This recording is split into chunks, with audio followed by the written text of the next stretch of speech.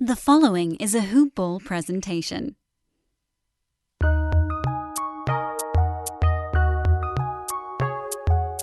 Welcome to the Fantasy NBA Today podcast.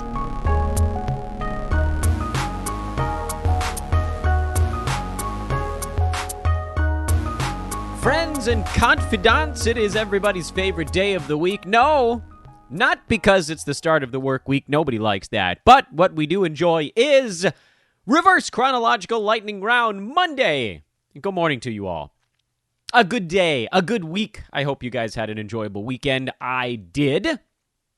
And my Monday got off to a pretty good start too. And then I jammed up my garbage disposal for some reason. I don't know, man. Hopefully that's not the week taking a turn for the worse. We'll hopefully get this all sorted out shortly. But that's the personal side. The professional side is that we got fantasy basketball to go over. A full weekend of results. Although I'll admit, the weekend brought some stuff, but I think middle of last week brought even more. The weekend just got a sort of confirmation on a lot of things. So we'll be going through that today. For those uninitiated, Reverse Chronological Lightning Round, we will go backwards through Sunday and then Saturday, and if we have to get to Friday, we'll do that as well to cover each team in the NBA, each team's most recent basketball game, and a reset. This is a weekend reset show every Monday to get you guys situated for this coming week now, so we can kind of be back on our game, make sure we're right in tune with every team in the NBA. I am Dan Bespers. Thanks so much for listening, everybody. At Dan Bespers on Twitter, if you'd like to give me a follow. The podcast is called Fantasy NBA Today, and this is a Hoop Ball presentation. That website, of course, is hoop-ball.com. You can and should follow them on Twitter at hoopballfantasy. That is the Hoop Ball blurb feed. That's where all of the news goes out, such as right as I'm hitting the record button today, it says Pascal Siakam listed questionable for Monday. So you don't need to follow every beat writer on Twitter. All you got to do is follow Hoop Ball Fantasy. So go do that immediately. Also give me a follow. I know I said that already, but that's at Dan Bespers, DanBesbris. Or just search for Dan from Hoop Ball and give me a follow on social media. I'll be very grateful to you there. I don't know I haven't decided what week this is in terms of our recruiting pitch. It's been going extraordinarily well, this new plan that I've implemented by closing my eyes and throwing darts at a wall, which was 3 weeks ago. We talked about how we were bringing on some DFS people. We got some great new DFS folks on the Hoop Ball team, so welcome to those guys. 2 weeks ago, we talked about how we were bringing on blurbers, and we got a couple of really good blurbers, many applications, but that's a grind, man. So that one, I guess, knocked a few folks off their peg. And then last week, we recruited for our sales division, and a lot of you guys wrote in, far more than I would have ever expected. So that's pretty cool. I have a lot of emails to get back at, so if you sent one in, don't worry, it's in my inbox.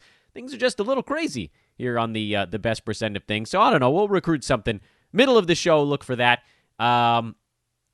We'll obviously bring you some promos here at some point during the show. We've got some other things, requests of you guys as well. But let's just dive right on into the Reverse Chronological Lightning Round. No reason to wait any longer. Toronto at Indiana. That was your first game on Sunday morning.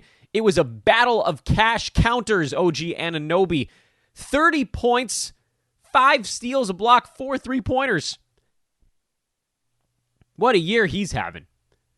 He was one of those guys that we kept referring to as a layup. He's a draft day layup. OG Anunoby, draft day layup. Because there was basically no way that he wouldn't beat his ADP. He was going in the 70s, I think, 60s, 70s. We're like, look, this guy's just gonna hang out there or better. And he's shown himself to be quite durable. And he's so much better this year so far. And, of course, with Kyle Lowry and Pascal Siakam out for the game on Sunday, that allowed him a chance to go really big. But he's averaging 15 and 6 with 2.8 defensive stats, 2.5 three-pointers on 48.5% shooting from the field. He's number 35 in 9-cat. Sandwiched between Luka Doncic and Clint Capella in 9-category leagues so far. So not only was he a layup, but he's actually far exceeded expectations. Chris Boucher played 21 minutes. His minutes were a little bit lower in this game. Some of that is just the sort of natural bouncing around we've seen of his minutes on the year, but some of that was predictable because the other side had Domantas Sabonis and Miles Turner, but luckily Boucher is still number 25 overall, so just ride the giant peaks and ever so tiny valleys. I mean, this was still a pretty good game. 12-7 with a couple of blocks, absolutely. Norman Powell thrust into a starting role with guys down. When anyone is hurt on the Raptors, Norman Powell's the guy in. That's just the way it's been so far. When the center is down, they just shift everybody up a slot. When a guard is down, they just shift everybody down a slot and make room for Norman Powell. So if you can sit on him and utilize him only when somebody is out, there's a path there, but that's a pretty hard way to make a living. Can't really do that in a head-to-head league where he was not, I mean, you're talking about like top 175, top 180 when he was coming off the bench, and then you squeeze him in for a starter's gig for a couple games here and there. I don't know, man. Streamer. He looks like a streamer for this year. Miles Turner on the other side did win the cash counter battle. He had 6 blocks, 3 steals, and 4 3-pointers. He's been amazing. I mean, this is really something. He's number 7 by averages in 9-cat leagues right now. And by totals, by the way. 14-7, 5.6 combined defensive stats. I keep saying that should probably trend down, and then he raised it. Go figure.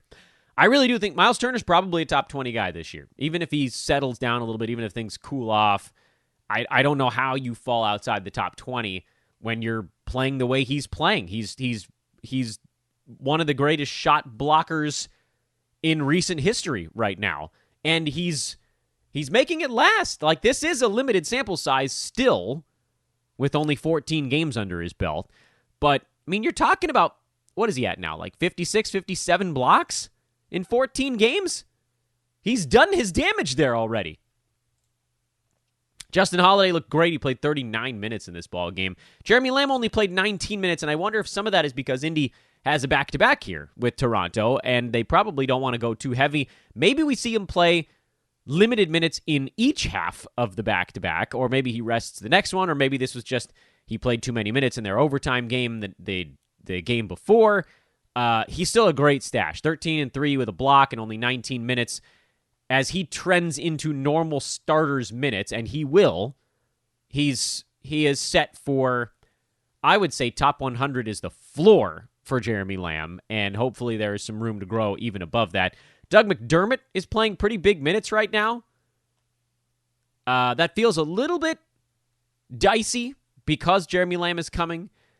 Aaron Holiday, I would say he's coming for those minutes, but Aaron Holiday looks completely lost on a basketball court right now. So Holiday, you're still rolling with. Justin Holiday, you're still rolling with. Jeremy Lamb, you're absolutely stashing. I mean, you can use him in an unlimited format right now. He's not hurting you, really. But you're not trotting him out there in a games cap yet.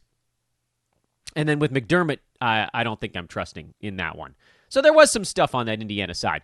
Clippers hosted the Thunder. This was a rematch game. George Hill had a good one, 22-2 and a couple of steals, bringing him kind of right back to the edge of fantasy value at 12-2 with a steal, 1.3 threes. His percentage is back up in the 51 and 84 range.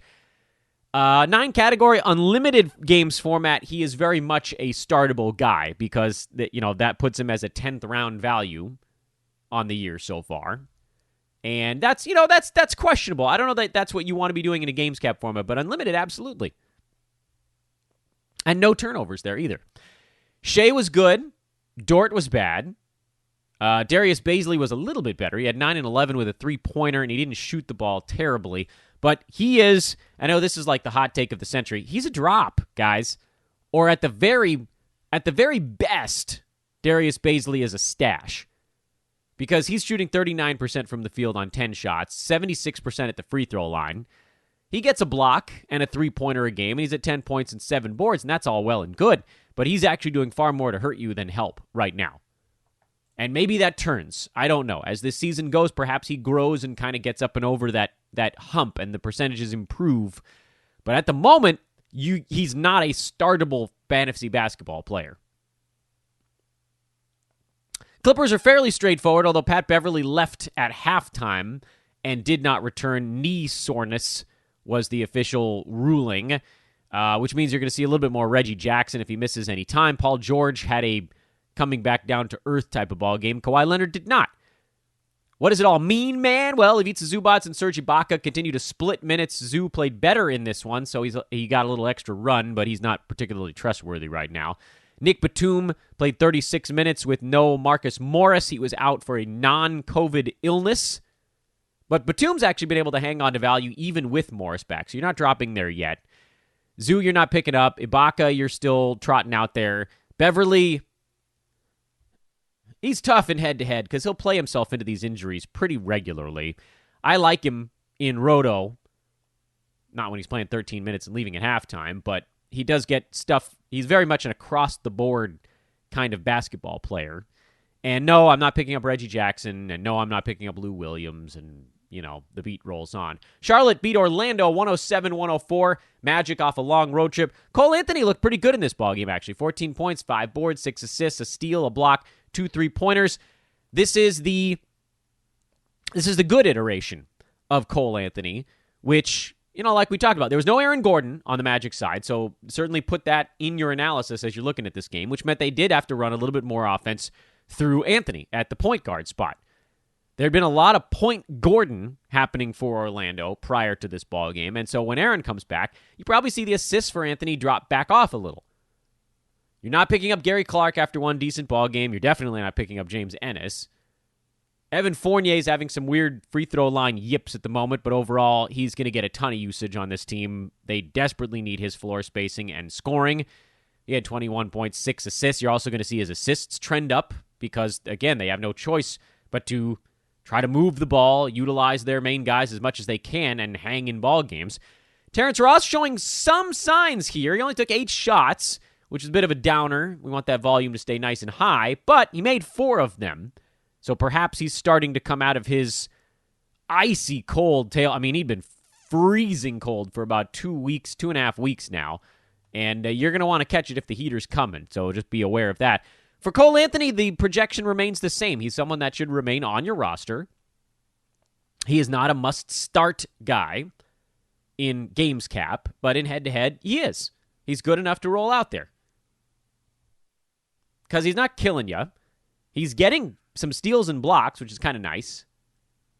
There's not a ton of upside, at least as long as Fournier, Vooch, and sometimes Gordon, and even Terence Ross are healthy on this team. But there's also not a ton of downside either as a starting point guard playing 30 minutes a night.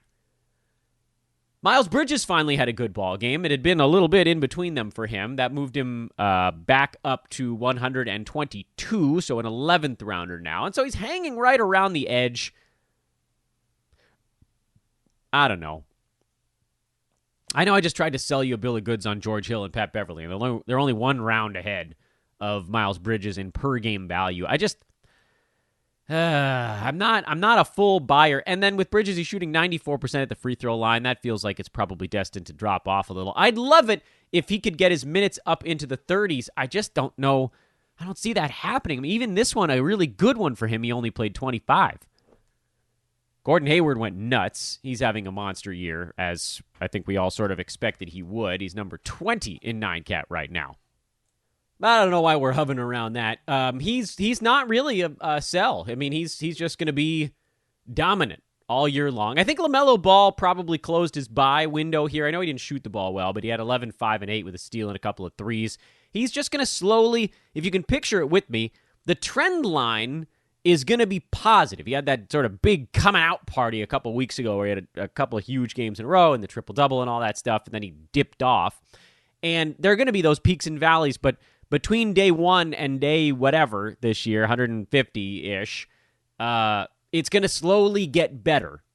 So wait for one of those little valleys if you want to try to buy, and if you get a peak, maybe you could even consider trying to move him for something.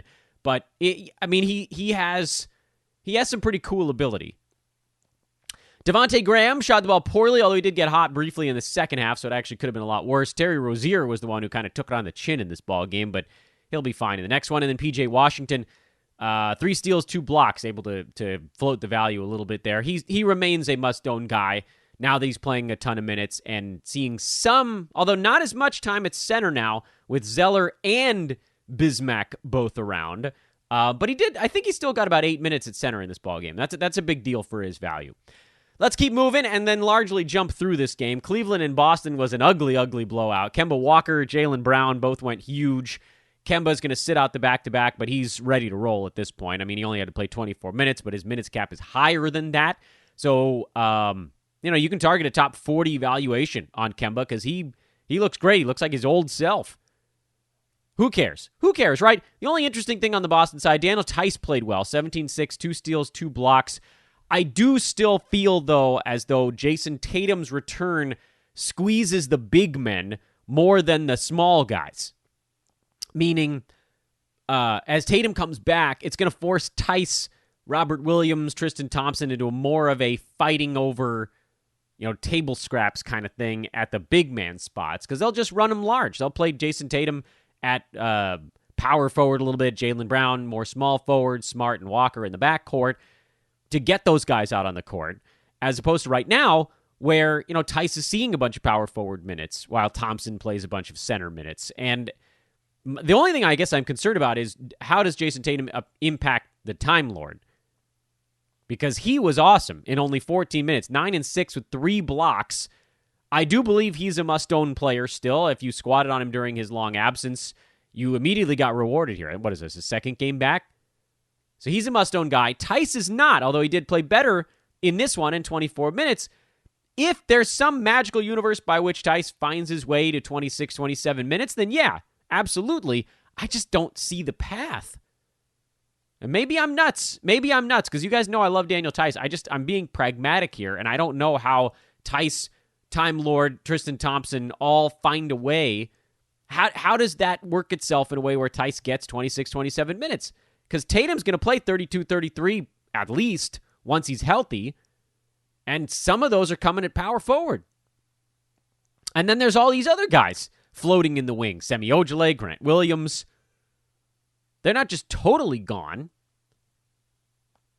Certainly keep an eye. Keep an eye on Tice. If he's actually kind of playing himself into game shape here and, against the not giant opposing centers, there's a universe, but it's just not, it's not an easy road for him to see enough consistent minutes to get there.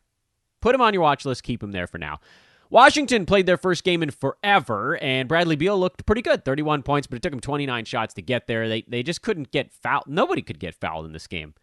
Just let them whack the crap out of each other. Russ played in a surprising twist, and not well. He did have 9, 8, and 6, but no defensive stats. 1 3-pointer, terrible shooting, missed his free throws, 4 turnovers. Legitimately, they are worse with him on the court right now, but I do think that'll improve as the season goes along. And then, the rest of they didn't have half of their guys back still. They had enough to play a basketball game, but that was it. Meanwhile, on the Spurs side, rookie Devin Vassell, 14, 4, and 1, 2 steals, a block, 4 3-pointers. Put him on your watch list. I don't know that he can find his way to high 20s in minutes. I mean, he saw extra time here in a blowout. Normally, those minutes probably go to a Patty Mills or a Lonnie Walker, and Derek White is still out. So don't get overexcited. But he's interesting, at the very least.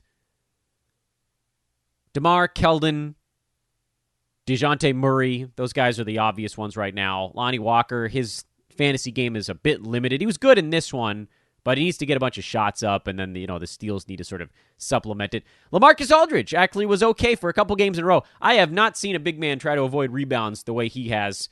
I mean, even Brook Lopez is rebounding better than LaMarcus right now. So he's just going to have a down year. Just sort of ride it out. You're not going to get much for him. He's number 136 right now. And the only thing you really see improving for LaMarcus is the field goal percent. So if that comes up from 45.5 to more like 49, then you're probably talking about someone in that top 90 range. And that might be where he goes this year. Although field goal percent comes up, maybe the scoring comes up as well. So I guess there's a path to a little bit better. He's probably not going to hit his ADP, but he's also not going to be as bad as he was or is right now. Nothing really in that ballgame, though. You're not making any large changes on the Wizards side. At least not until their guys come back. They did sign Alex Len and Jordan Bell, and maybe there's a wacky universe where Alex Len plays a bunch of center minutes, but I don't see how he and Robin Lopez and Mo Wagner all coexist there either. Atlanta Scheduled loss for the Hawks. They decided to rest their guys that had been playing, well, the best on the team. Trae Young, okay, maybe he hadn't been playing the best on the team, but he is certainly their motor. And Clint Capella, who'd been insanely good lately. Cam Reddish came back, played 28 minutes, but didn't do anything with it. That's, I guess, one note on that ball game. Keep one eye on Cam Reddish. And then keep one eye on Danilo Gallinari here, because he's ramping up about as fast as we could have hoped, honestly. And this is the beauty of Gallo. His free throw shooting will always buttress his numbers in a couple of ways. It's kind of the double whammy effect, right? Like the free throw percent itself is helpful for his fantasy value because that's a fantasy stat category, and he hasn't missed one yet this year. But also, when you make a bunch of free throws, your scoring improves and you don't have to take that many shots to get there. He had 17 points in 19 minutes in this ball game, 3 boards, 2 assists, 3 3-pointers. He's not going to get you many defensive stats. But as Gallo ramps back up to full speed here, and we're probably only, 3 games away from it, he actually could be a top 75, top 80 kind of guy on this team. So hopefully he got dropped. I've told this story already on the pod, so I don't want to do it again, but hopefully you guys were able to stash him because his role got better while he was out. Bobby Portis had a big one, not surprising, in a blowout ball game, and that's the way it's going to be for him. And otherwise, with this team, things are pretty easy. Drew Holiday, Brook Lopez, Dante DiVincenzo, Giannis Antetokounmpo, Chris Middleton. Moving along. The Knicks fought back against the Blazers, had a chance in this ball game, but couldn't quite get over the hump. Emmanuel Quickley was incredible off the Knicks bench. He had 31 points in 24 minutes. 9 out of 18 shooting, 5 3-pointers, 8 of 8 at the free throw line. We all love him because he looks better than Elfrid Payton right now. And frankly, I think he probably is better than Payton right now, but he does miss some stuff on defense, and we all know Tom Thibodeau. Here's my take on this, and I chatted about it a bit on Twitter last night, so for those of you that caught that, this will be kind of a repeat for you. I think you kind of have to squat on him, understanding that he hasn't won the job yet, and Thibodeau is pretty stubborn with stuff like this. My hope is that as the season goes, you kind of see that trending towards Quickley.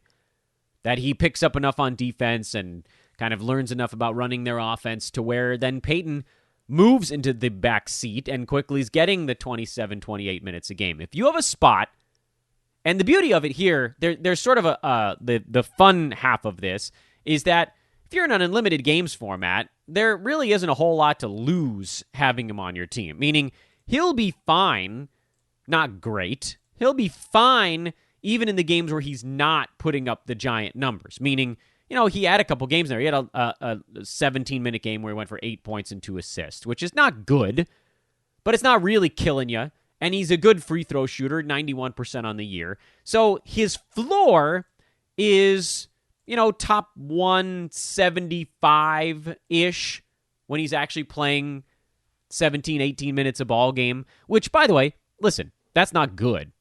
That's not good. And he doesn't seem like a guy who gets many defensive stats, at least, and maybe that profile changes, but so far that appears to be the case. Not much on the defensive side of the basketball.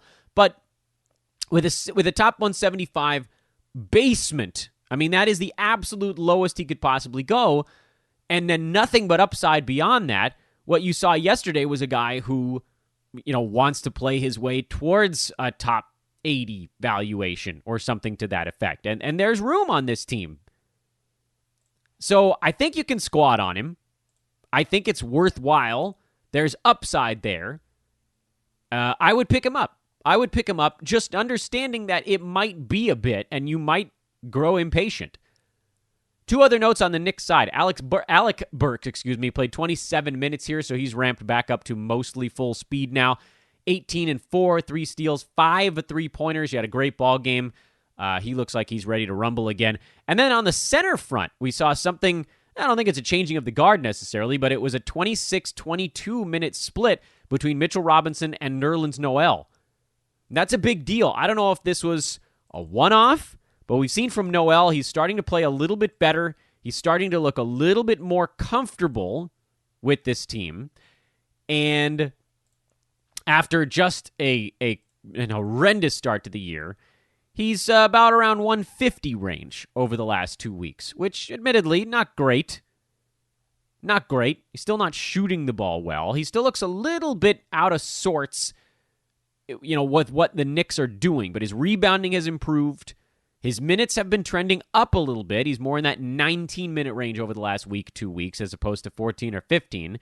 And if that's the case, then you probably adjust your valuation of Mitchell Robinson down a little bit. I thought he was going to be a top 30, 35 guy if he's playing starters minutes, but if he's playing just slightly sub-starters minutes, you're probably talking about more like a top 50 Mitchell Robinson.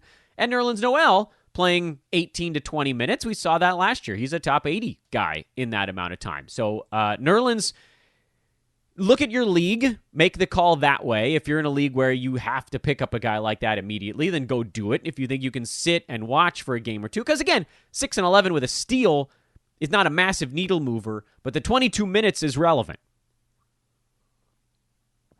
They also left the bench out there a little bit longer because they were part of the team making a run. R.J. Barrett only played 23 minutes. We saw quickly he got up to 24, so Peyton was down at 24 as well. And really, Burks and Randall were the two starters that saw fairly normal minutes in this game. So I don't know that we need to read too much into it, but I would also caution you not to wait too long on guys like Noel or Quickly should something actually pivot here. On the Portland side, we're getting the answer of what are the Blazers going to do with no CJ and no Nurk, and the answer is a whole lot of Damian Lillard, who had 39, 5, and 8, and he was just transcendent, and they needed every bit of it to get over the hump in this game because the rest of the Blazers are not very good. Enes Kanter, obviously you start him. He had 3 blocks in this game, which is pretty weird. A lot of them are sort of those LaMarcus Aldridge low-level strip blocks on guys going the way up, but listen, you take it. Melo, who shot the ball very poorly, is 3 for 14 in this game, might actually sustain 9-cat value while CJ and Nurk are both out. He provides something that the other scorer types on this team don't, meaning, Gary Trent, he can space the floor and hit the 3 ball. Rodney Hood, same deal. He can space the floor. Melo can get to the foul line. The other guys can't really. He can shoot, not great. I mean, his field goal percent is always going to be bad, but he can space the floor. He can go try to get himself a bucket. He's really the only other guy on this team that can go get himself a bucket. So I think Melo, around 26 minutes, is probably the target for him, but you're also going to see him just chucking shots in his 26 minutes of ball game. And so if CJ is really out another 3 and change weeks here, you probably have about 3.5 weeks of Melo being 9-cat relevant. And somehow, he's racking up defensive stats this year, which feels like it's going to level off, but, limited sample size, things like that can actually hold.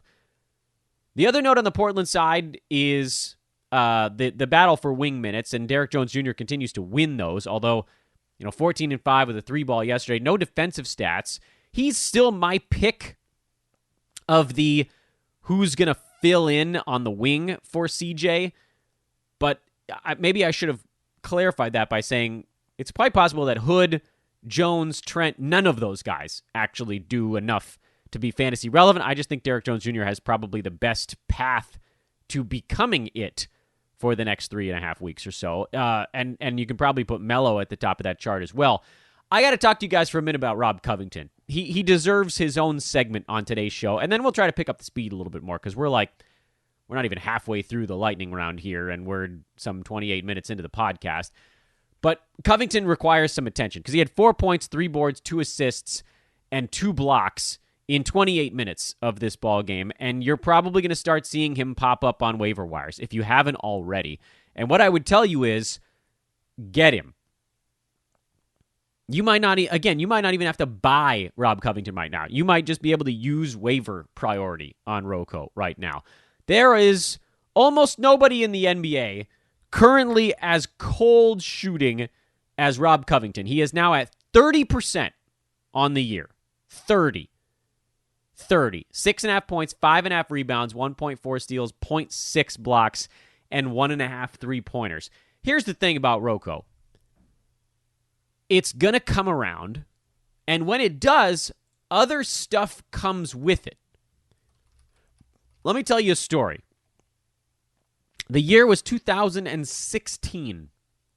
Yeah, we're going all the way back, guys. The city was Philadelphia. The man was Rocco. 2016, I drafted Rob Covington. I drafted Rob Covington on a team that had a couple of injured players, either coming out of the draft or got hurt in the first week, 2 weeks of the season. And I was left with a brutal decision that really messed with my head. The decision was, this is a Games Cap Roto League, by the way. The decision was, look, I only have right now, between the 3 or 4 injuries, the 1 or 2 guys that were already just sort of floating at the end of my roster and may have had some upside, and the guy that I expected to be a starter all year that was so bad I couldn't drop him into my lineup. And that guy was Covington. Rob Covington, through his first 16 games in the 2016-2017 NBA season, shot 31%. He shot 31%. He was getting more steals. I'll give you that. He was getting more steals that year than he's getting right now in Portland. But otherwise, it wasn't that different season over season. They had some overtime games in there that actually sort of inflated his playing time a tiny bit. But overall, those first 16 games of the 2016 NBA season, I know. Like, Dan, that's 4 damn years ago at this point. Does anybody really care about 4 years ago? The answer is you should. You should. Because if you want to look at a date range, like if you want to just play this game with me, it was basically October 25th, around when the season started, to the middle of December. So about a month and a half to start that year. Rob Covington, actually it was a little bit earlier than that. He was already at 35% by the middle of December. So it was actually, 1 week earlier? Let me make sure I get this right. Yeah, he was at 31% that year. Through the first 20 games, and he was at 8.5 points, 5.2 rebounds, 2 steals, 0.7 blocks. Okay, fine, I'll give you that. Right now he's at 1.4 steals and 0.5 blocks. So his defensive stats are down from 2.6 it was to 1.9, which, by the way, I think those will be coming around here shortly as well. But 5.5 rebounds this year, compare that to what did we just say? 5.2. He's actually higher. This season, Rocco, 1.7 assists. That year, he was at 1.1. What's the difference? He was at 8.4 points and 31% shooting there. He was at 6.5 points here and 30% shooting this season. So even worse. He was taking about 1 additional shot per game those first 20 games with Philly 4 years ago than he is in Portland right now. That's it. You guys remember where he ended up in 2016? If you don't, I'll be happy to remind you. 37. 13 points, 6.5 rebounds, 2 steals, a block, 2 3-pointers, 40% shooting, meaning basically the rest of the way, he played another 47 games after that. The rest of the way, he shot about 44%. 44-45%, somewhere in that neck of the woods. There was a heater in there where he was a first-round guy for about 4 weeks. And this is why you cannot give up on a guy like Rob Covington, especially when the issue is staring us in the grill the way it is right now. And I get it, the defensive stats haven't totally come around yet, but the dude is shooting 30%. He's so deep in his own head on these shots that he can't get out of his own way. So please either go get Covington or pick him up or whatever you got to do. And feel free to stash him if you want. You don't have to start the dude, but do not give up on Rocco. That is the single greatest mistake I've ever made in fantasy sports. Dropping Rob Covington 5 weeks into that season, when he was outside the top 130. I think it was number 135-ish. It was 120-something, 130-something. It's not that far off from where he is right now. Maybe a round and a half earlier. 2 rounds, maybe, at most. And then he was a top 30 guy the rest of the year. Killed me. I think I still did pretty well that year, but it would have been a boat race. Turn the clock back to Saturday. We'll try to move a little bit faster here. Philly back at mostly full strength, though Joel Embiid might be out on the for their game coming up today. Although, it's a little weird. Well, we'll see. He's been questionable, and then their guys have been in. With Seth Curry back, it's a four-man race there. Tobias, Joel, Seth, and Simmons.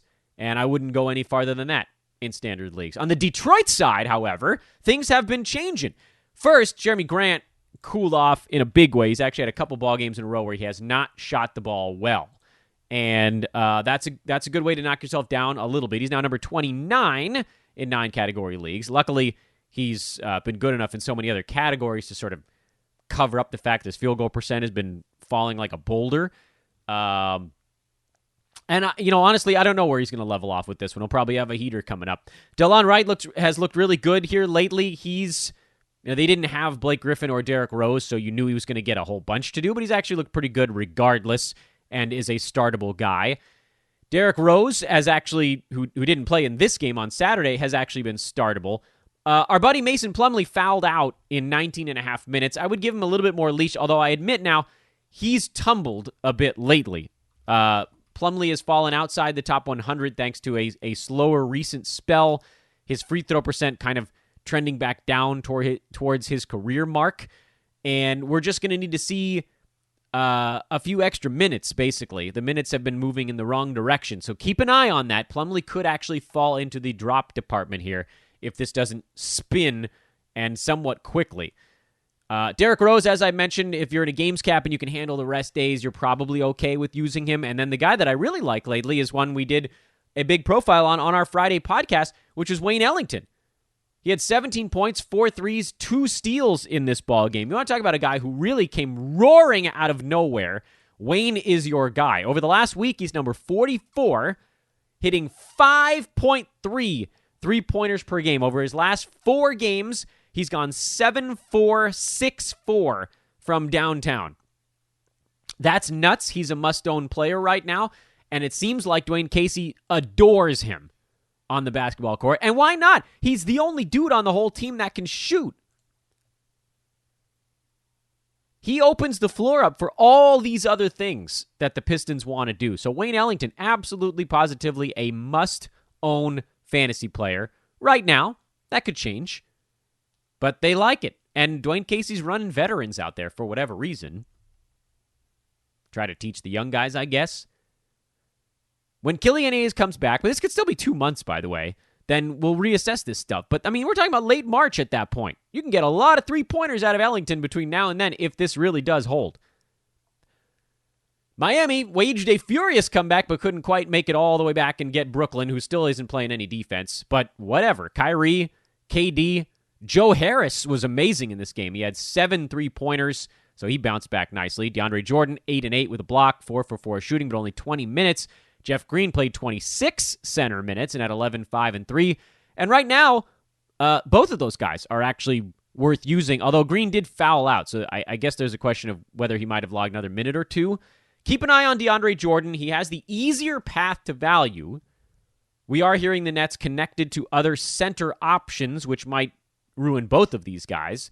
So certainly pay attention to that. And then, James Harden has taken the passive role with his new team so far, which, kudos, by the way, to James, because someone was going to have to do it, and he's trying to fit in. Good for him. Bam Adebayo had 41, 9 assists, 5 rebounds, and if I told you he was a center from that stat line, you'd be like, but we all, of course, know. Bam with that big ball game, and here he's played so huge with Butler out and Harrow out and everybody out. He's shooting 86% at the free throw line. Defensive stats are oddly down for Bam. He's number 23 on a per-game basis right now. I think that probably trends the wrong way as his usage takes a hit.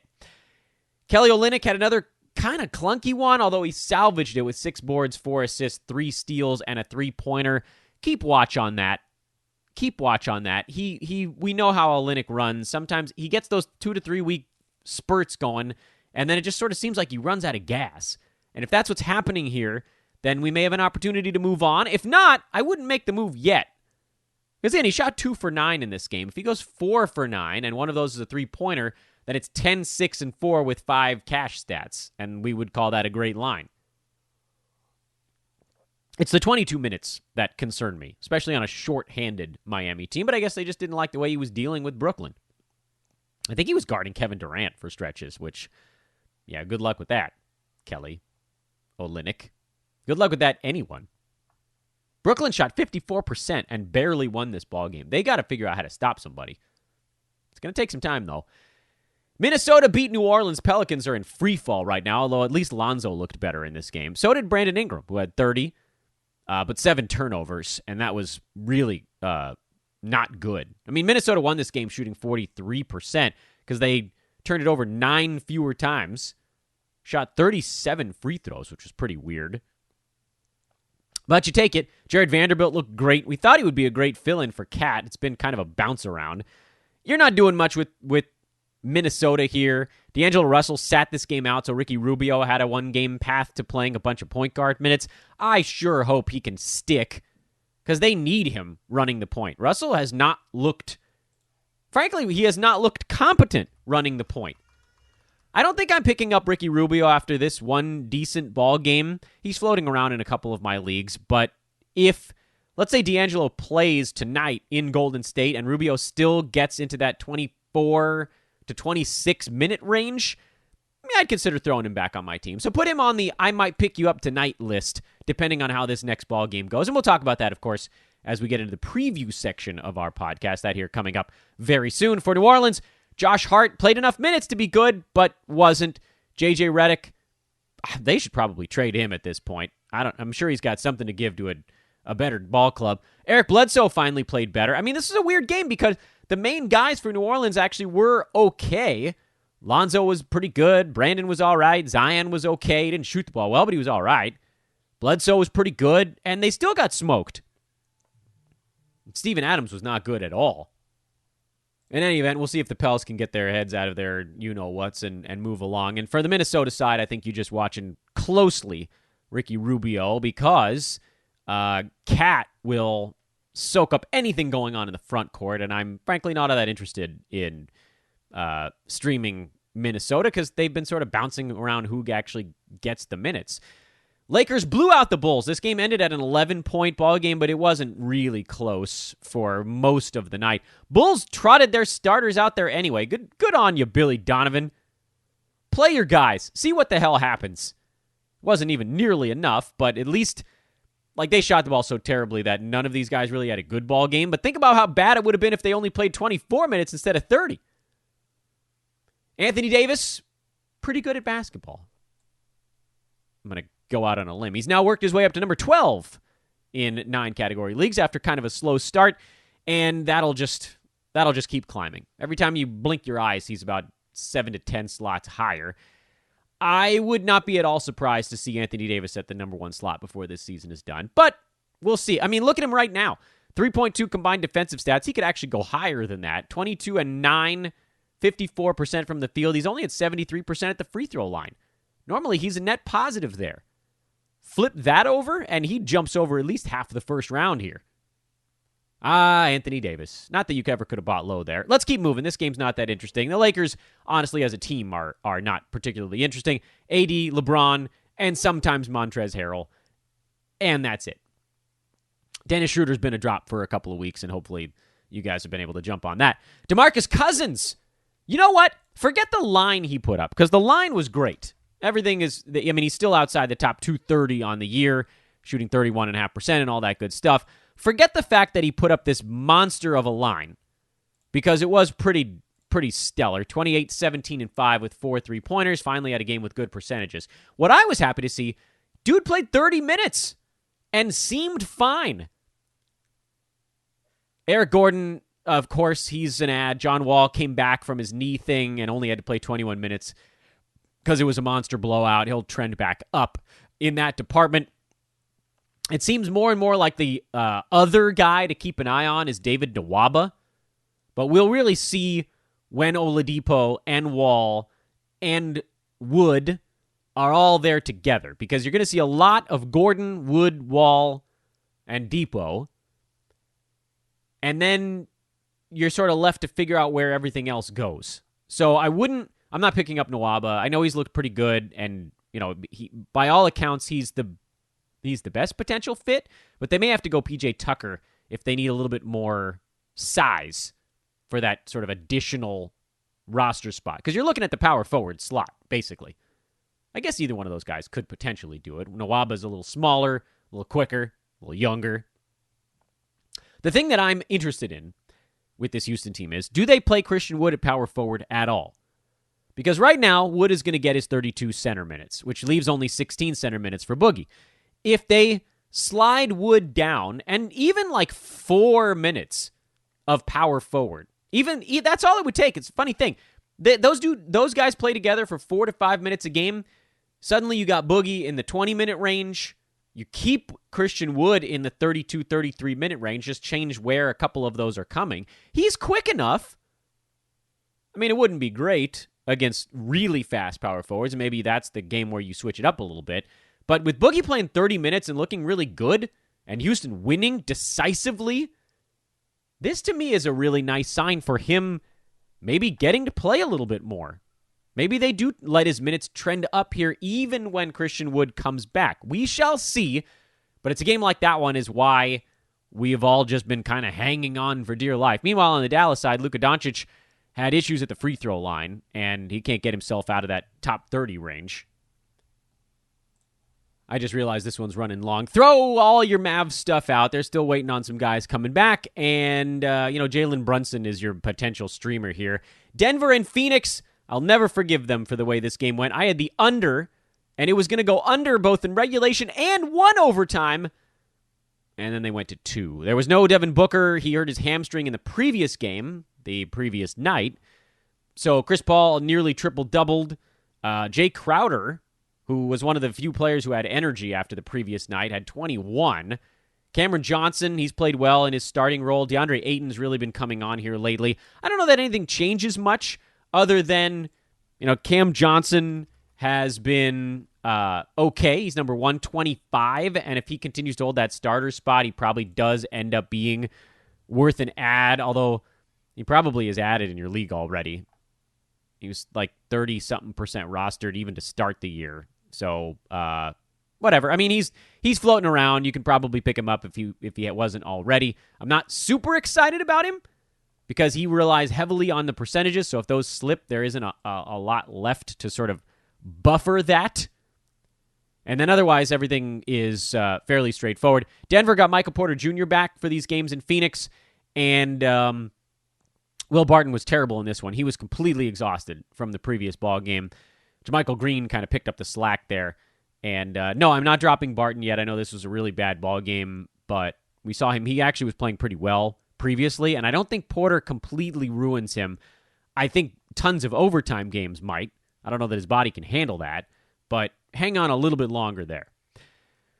Warriors in Utah, this is a blowout as well, so I think I'm going to throw out most of this data. Nothing to learn. Bojan Bogdanovic starting to play a little bit better on that Utah side. Mike Conley's been awesome so far this year, but otherwise, yeah, nothing really there. And then quickly here, a check on Friday. Any teams that played on Friday that we didn't get to cover over the weekend, I believe we got through almost all of them.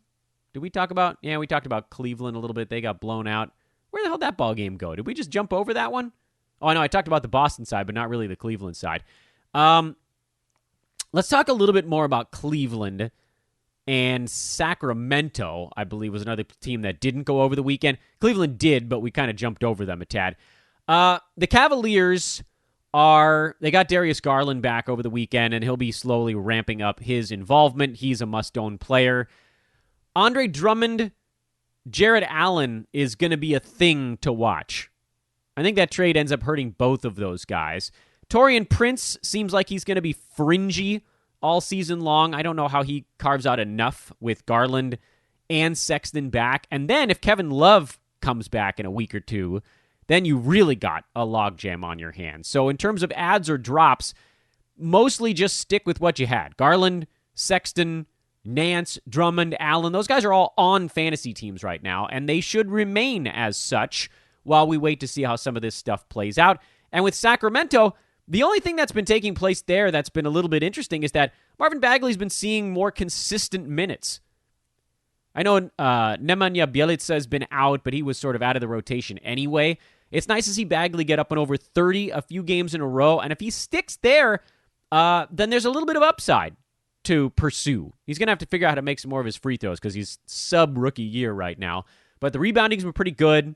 If he's out there for 30-some-odd minutes, he'll bungle his way into some steals and blocks, and then he'll get his dozen shots up at the rim. And so he becomes... He's not even a buy low. I mean, I guess he's a little bit of a buy low. He's way over-rostered given how he's played, but I think everybody looks at him and says, like, look, we can see that as he's been playing better here lately, and we know what he's done in the past, there's a points, rebounds, some threes, some steals, some blocks. We just got to get that, really the free throw percent at 57 right now. That we got to get that straightened away. And then you're looking at somebody that could claw inside the top 100, and that's the hope, I think, with Marvin Bagley. Woo! And that was a serious reverse chronological lightning round. Big thank you, as always, to our buddies at mybookie.ag. We start the week by reminding you what an incredible partner they've been for us and our Wager Pass partnership here at Hoop Ball. That is your promo here in the middle of the show. Because most of you guys listening to this podcast, you've made your decision on what you're using for fantasy, but why not dive in on the sports betting side? And for those of you that are already doing it, why not let us at Hoop Ball, the analysts at Hoop Ball, help carry you through this long NBA season and every major sport? That's right, Hoop Ball handicaps NBA, college hoops, NFL, college football when that was happening, baseball, hockey, soccer, MMA, you name it. We're capping it. We're handicapping it. The Wager Pass is $9.99 a month and covers all 7 Hoop Ball handicappers, meaning that's 33 cents a day. And for instance, yesterday, we had 10 plays out. Yesterday, we had 10 plays. I went 2-0 for 3 units. Brewski went 4-0 for 9 units. Eric went 2-0 for 3 units. Troy went 1-1. For a half a unit, roughly, a little bit less than half a unit. So everybody that had a play yesterday actually ended up with a winning day for Hoop Ball. It was incredible. We went 9-1 as a team, and you got all of those picks for 33 cents with the Hoop Ball Wager Pass. Go to hoop-ball.com, click on the Premium tab, choose Wager Pass, and then buy. Buy Wager Pass. $9.99 a month. If you bet $5 per game, yesterday alone, and you follow, or $5 per unit, I guess. What did I just say we were? Hoop Ball was up like 15.5 units. So you made $75 in one day. If you bet more than that, I mean, what if you're betting $20, $30, $50, $100? Like, we're talking about a crazy day yesterday. Really excited about everything going on. I've got a handful of stuff coming up, and we'll talk about some of these games here in a minute. And you can make all these bets over at mybookie.ag. Go there now and sign up for an account with promo code HOOPBALL. HOOPBALL. First, get yourself a Wager Pass, then open up a MyBookie account, and let's win some money together. It's so much fun. I love it. Handicapping is the damn best until Phoenix and Denver go to double overtime and ruin your under. Then handicap is no longer the best. It's a 10-game Monday, folks, but we're going to blitz through it here because we got a lot of things to watch for and a lot of handicapping to go over. So we'll do it piece by piece. From a fantasy standpoint, let's lightning round these games because there's a few things to watch for. On the Charlotte side, very little other than what Cody Zeller does to the front court rotation. That's a pretty easy one. Orlando, Aaron Gordon's health, Cole Anthony's usage and role is basically what you're watching for, and whether or not Evan Fournier can hit a free throw anymore. Philly, whether or not Joel Embiid is playing. The line suggests he's not, but we'll wait and see. Detroit, Wayne Ellington, Delon Wright. How are those guys looking? Derrick Rose, does he play 22 minutes or less than that? How does he perform in this rematch set? Toronto, who's healthy? That's it. That's an easy one. If they're not, Norman Powell's in. If they are, he's probably out. Indiana, Jeremy Lamb on the back-to-back. What does he look like here? Is he going to play? Is he going to play 19 minutes again? Or is he going to sit this one out? How's Justin Holiday looking? Doug McDermott, all that good stuff. Miami, Still waiting on some guys. Sounds like Avery Bradley's hoping to be back by the end of the week, and maybe that's the story for Jimmy Butler as well. But in the meantime, you just sort of trot out the dudes you got. Brooklyn, the Jeff Green, DeAndre Jordan battle is pretty much the only thing, because it does really look like Joe Harris is still going to be fine just because he's going to be so damn wide open. He's number 76 in 9-category leagues right now, and he could really stay pretty close to that on 11 shots a game because his efficiency is terrific. Lakers, nothing. Cavs, watching Jared Allen, Andre Drummond, Larry Nance, Darius Garland coming back from injury. You're watching Taurean Prince's role. Denver, Michael Porter Jr., Will Barton, JaMychal Green. How do these guys coexist? Dallas, not much because they're still missing a bunch of guys. Spurs, what's Devin Vassell's role? LaMarcus Aldridge, Jakob Poeltl, how does that situation resolve itself? Pelicans are a mess. They're back home after a long road trip. Can they rebound?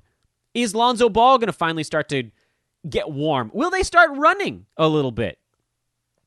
Can they start running a little bit? Boston, not much. I mean, we'll see if anybody decides to come back. Time Lord is, I think, worth watching, just what his minutes look like. Daniel Tice as well.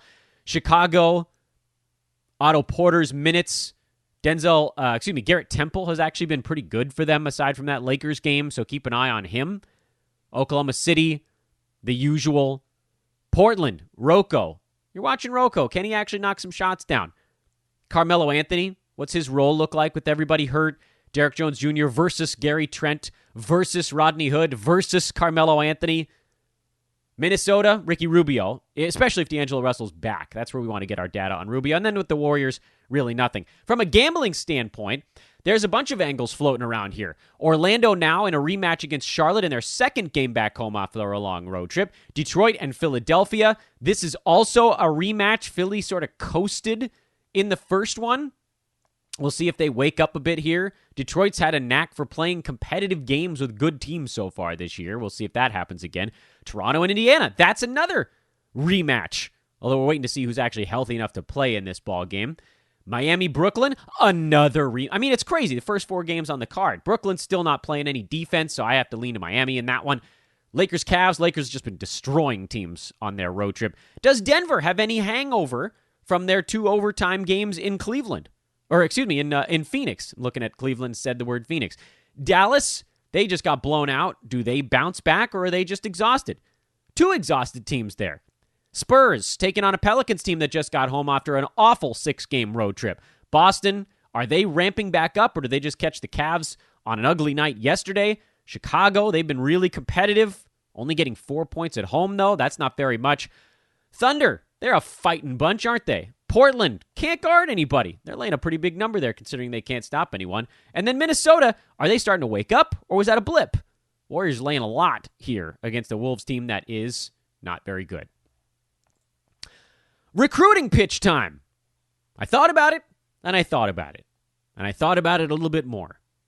And I think the recruiting pitch this week is for our gaming division. Since we talked so much about sports betting here, Hoopball is looking, and, we're pretty loaded up at the moment on NBA handicappers, but frankly, if you are a sports bettor, and you've been doing it for a bit, and you've had some success, and you think, I want to jump onto the analyst side. I want to get on a sports betting podcast.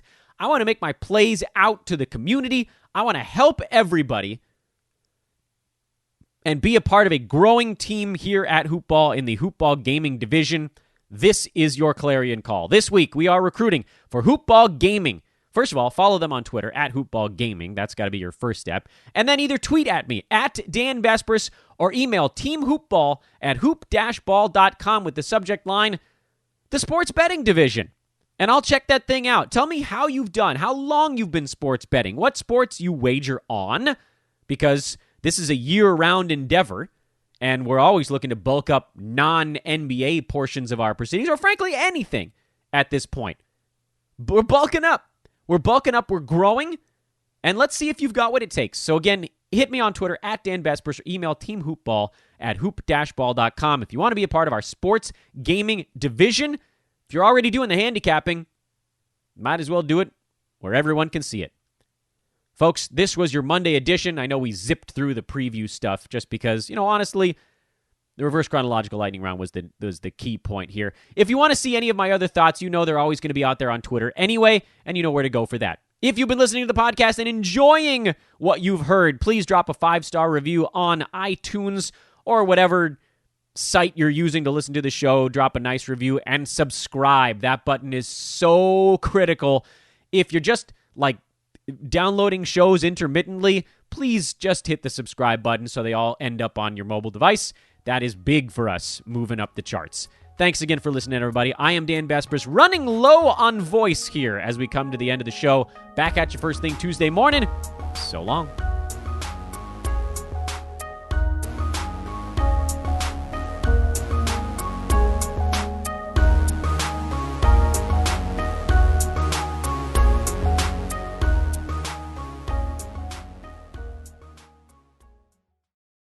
This has been a Hoop Ball presentation.